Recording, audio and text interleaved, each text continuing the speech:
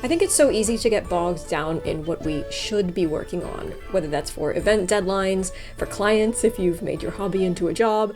We end up putting aside the tasks that really compel us because we just have to get the thing done for the deadline. I'm pretty sure it's safe to say that I'm not the only one who could use a bit of a reset in my craft life.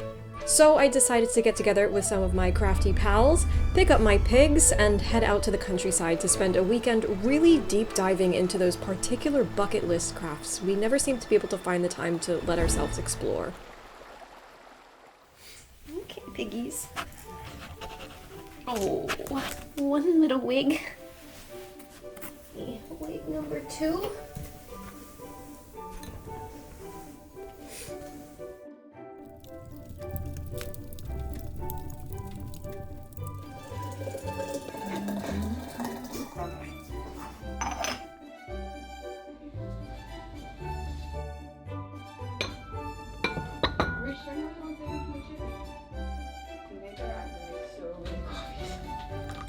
Obligatory tea and snacks out of the way, it is time to get to work. Marley's going to be focusing on some goldwork embroidery to embellish a Regency gown project, because after mastering one of the hand and lock kits, she now wants to try her hand at coming up with patterns of her own.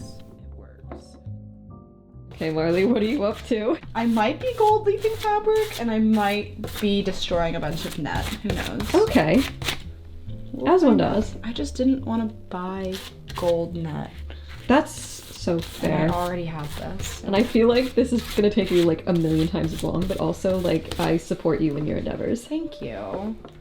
Ooh, oh fancy. God, that just sticks to everything. Oh, okay, never mind. Shit. Wait. Okay.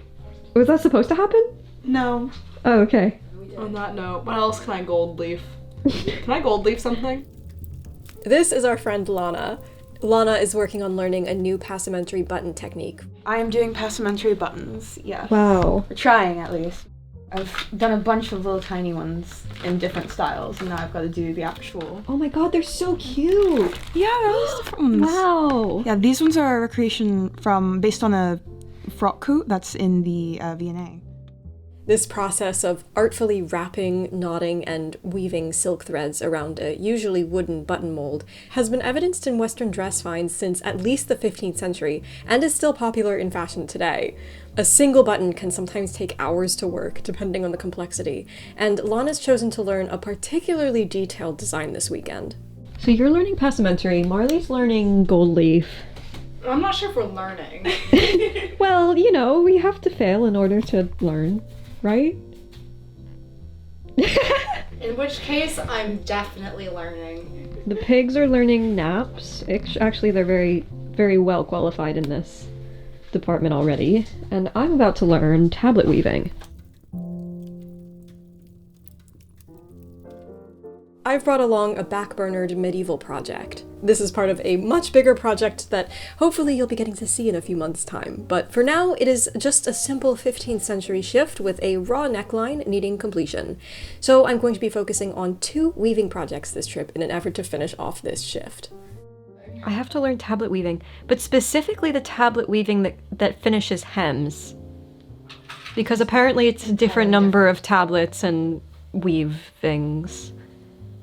Hello and good morning to you, my beautiful internet apprentice friends. I'm Hello, Morgan Donner. Morgan. And do you have a nearly finished dress that you've been avoiding for over a year at this point? Because I don't know anybody like that. Anyways, go ahead. Me. It looks like it's about 35 inches, which times 4 is 140.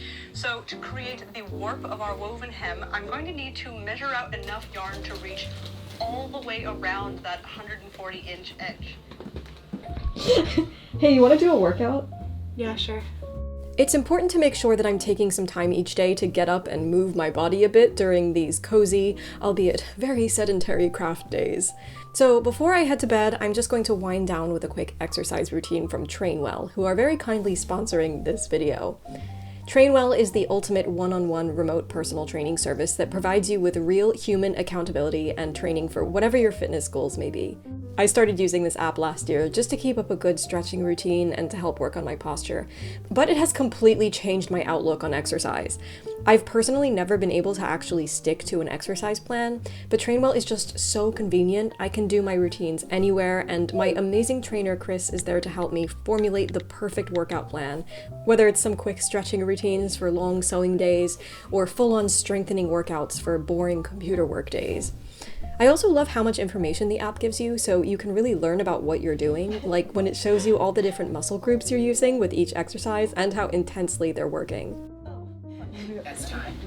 Up next is 30 seconds of floor leg abduction. Okay. Take the quiz to find your perfect trainer and to get 14 days of free training using my link down in the description box below. You good there, Bernadette? I'm trapped. Minerva knows this. She looks triumphant, actually. And now, off to bed.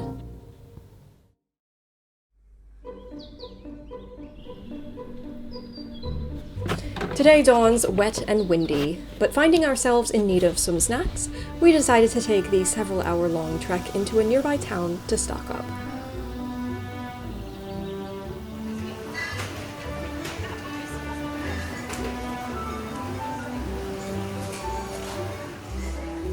Oh my god. Wow.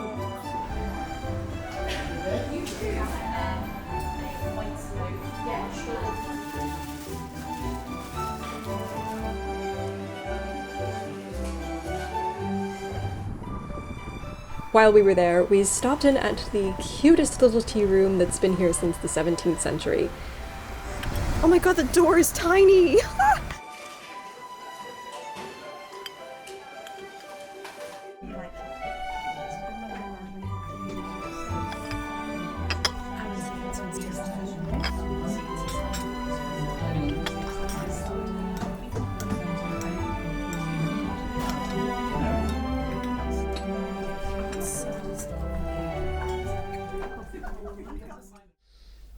And feeling sufficiently like we've transported ourselves into a Jane Austen novel, it is time to get back to work.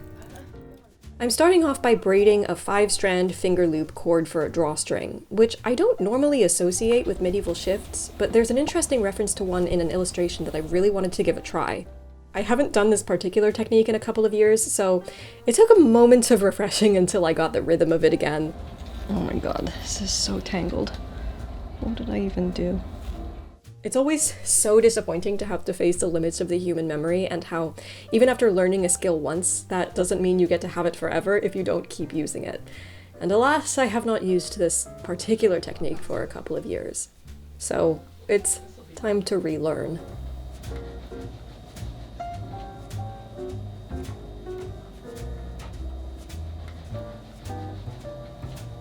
She keeps going. Oh lord, she weaving. Just weaving. My fingers feel raw.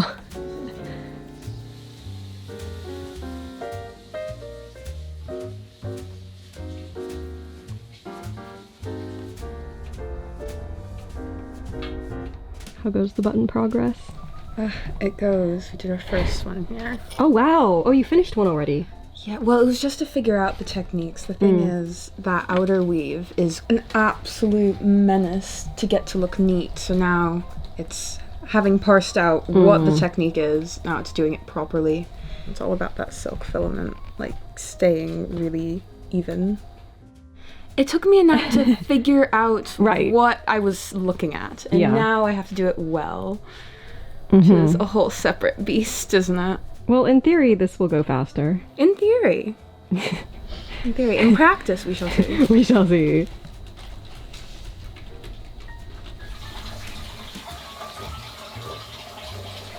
Dinner is served. Oh my goodness, look at you.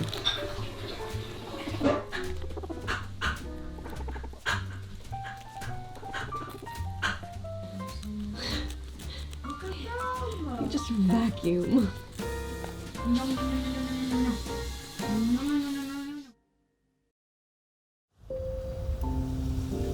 Our final day in the cottage was one of those deceptively sunny but bitter cold winter days. So the first order of business was to warm things up with hot tea and a good fire.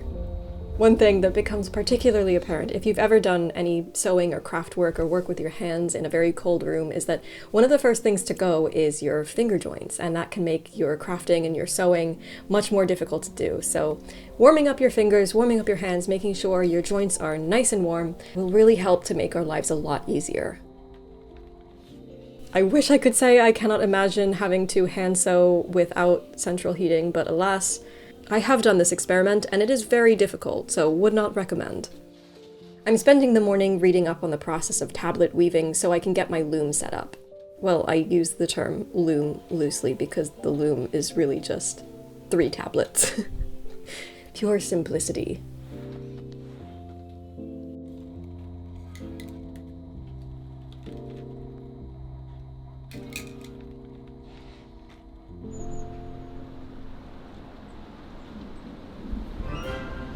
Lana spent most of the day taking advantage of this gorgeous cottage kitchen by making us all copious snacks.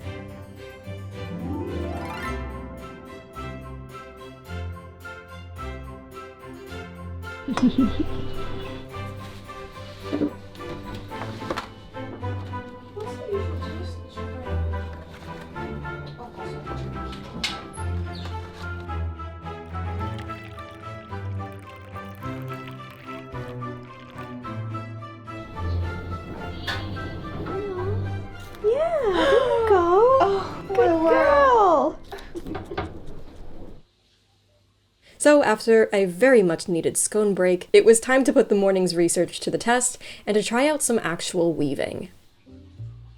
Tablet weaving is a form of weaving that was quite popular in the medieval periods for making small width items like trims, tapes, and cords.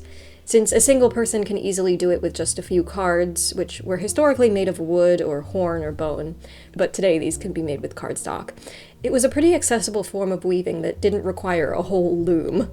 There are several surviving examples of tablet woven trims that have been dug up around the Thames, but from what I found, most of the cords seem to have been made with the finger loop method, hence my using that method for the drawstring cord. I was really keen to try tablet weaving though, and there was also a method of finishing hems using tablets that essentially involved weaving the cords directly onto the hems of garments. So I decided to give this a try on the neck edge of this shift project. To me about progress. It's change that's unnecessary and entirely in the wrong direction. The point is, the bill enfranchises the hard-working men, not just the landed interests. Yes. So how's it going? Better now that I've actually gotten the gold to stick to the net. So we're doing some leaf outlines now. We're gonna see what happens. Ooh, that looks good. Isn't it kind of working? Yeah. It's kind of working now. It's kind of working. I'm kind of figuring it out. You are a goldwork expert now. Thank you. Thank you so much. Hand and lock, call me. Oh no. Oh no. I dropped it all. No! Just kidding. What time is it? Okay, so it's almost 2 a.m. That's earlier than I thought it was. Oh wow. I think we're wrapping up for the night on the final night. We are. I am. That's for sure. I've got like 4 more inches of this to do. So the mission almost achieved.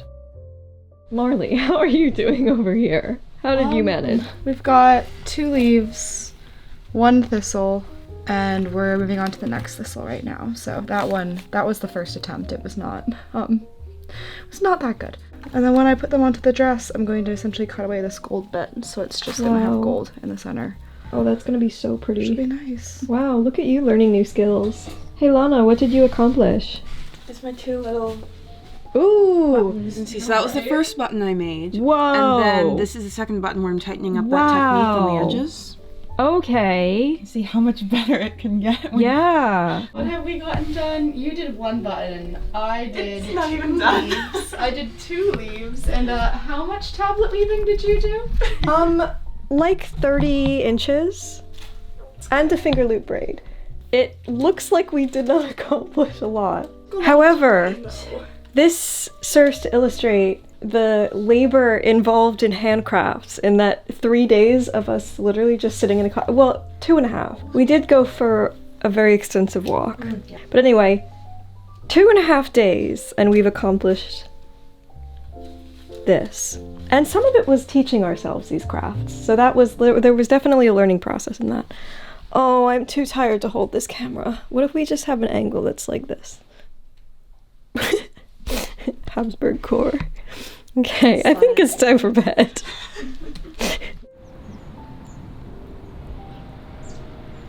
This weekend absolutely flew by. It is so amazing how time passes so differently when you're completely engrossed in a craft and when you get to really sit and spend time learning something and practicing something without the constraints of a deadline and without constantly feeling that rush and that stress of feeling like you have to get something done or like you have to meet certain deadlines or goals by the end of the day in order to finish the project on time. Really getting to sit and experience a craft is really refreshing, and it reminds me why I love doing textile crafts to begin with. What I've learned from allowing myself to take some time away to specifically focus on things that really make me excited, it wasn't a waste of time at all. In fact, I think this is actually a really excellent use of a crafter's time to reignite that spark and that passion and your drive for why you craft to begin with. And while bodily taking ourselves away to a cottage was certainly very physically useful in allowing us to achieve that mental state, I think I'll definitely be taking myself on at least mental crafting retreats several times throughout the year in future. You know, I don't have to remove myself to something as remote as a cottage. I can simply allow myself to take a weekend or some of my days off to really escape into the world of a craft and not feel guilty about doing it, because the amount of benefit that I found from building motivation in feeling much more rested towards my work and my craft has been so unbelievably beneficial. So I'm very excited now to return to my copious projects in process with a much fresher mind and a lot more motivation and energy and the readiness to begin a fresh new year of exciting projects to come. Don't forget to check out Trainwell down in the description box below if that sounded of interest to you, and I shall see you quite soon with some new projects.